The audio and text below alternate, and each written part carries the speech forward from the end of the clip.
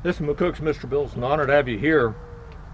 This week we've seen the news media beat up the movie stars and the rich people for paying money under the table so that their kids could get into an Ivy League school. Yep.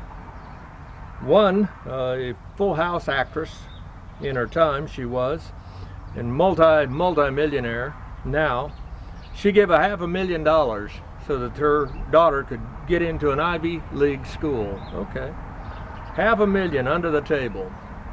Pretty foolish as far as I'm concerned. She could have spent $50,000 and got the top tutor in the United States to teach her kid for 3 months to take tests like that, and done just as well without anybody causing any trouble.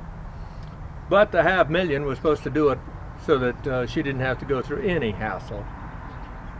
If you think that's a new thing, you'd be surprised, because I have seen throughout my 66 years that people that are well-to-do, they use that money to open doors, or they use it to slide through the court system if they need to, or hire lawyers to double-tongue and to cheat their relatives out of inheritances. Seen it time and time again, absolutely. But with that in mind, you just will get used to it. Not much is going to change. Not much, hardly. And again, not a new thing. My mother was valedictorian of her high school class and the richest man in the county, and on the school board. He wanted his daughter to have that scholarship to go to college. He didn't pay for it or want to pay for it, even though he could have afforded it easily. So he just had the school teachers, for the right price, switch the grades of the two girls. So my mother was a salutatorian, second place, and got no scholarships and had to work for the rest of her life in menial jobs. And the other one, she got the scholarship. Was kind of funny, that same girl within a year was pregnant though and quit college. Yeah, like that did a lot of good. Be that as it may, the rich have been doing that kind of thing for a long time. But even we on the bottom of the pay scale have tried to change and level the playing field a little bit, and perhaps even tilt it for our children.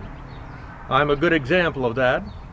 When my kids started school, you see your kid in there with 30 kids and one teacher, and it's usually 2 or 3 bad kids in there that the teacher has to spend most of their time with.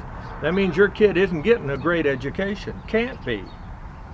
And so I started pushing hard and myself educating them the best I could, and I was never good in school. At the same time, I told the kids, I'll give you $50 every report card if you bring in straight A's. And they did. I said they both did. And it worked very well through grade school. When they got to high school, I raised it. I went on up to $500 a semester. No, I couldn't afford it, and I had to owe it to them for a while, but I got them paid. But was it worth doing that and spending that money all through the school system so that they held straight A's? Well, they both got major scholarships, and so throughout their college education, they didn't have to pay a single penny for their college education because of the high grades that they had held. That's worth an awful lot. That's worth an awful lot. Instead of a daughter coming out of college, you know, as many do, $100,000 or $200,000 in debt, they had no debt. I said they had no debt. That's worth an awful lot. And it started with me just kicking in gear at the very start when they were in grade school by paying them to work to get those good grades, and they could do anything they wanted with that money. Parents, whether they're rich or poor, are going to try to get their kids an edge. But rest assured, if you get caught bending the rules, breaking the law, they'll have no mercy for you. Not in America. Thank you for your time.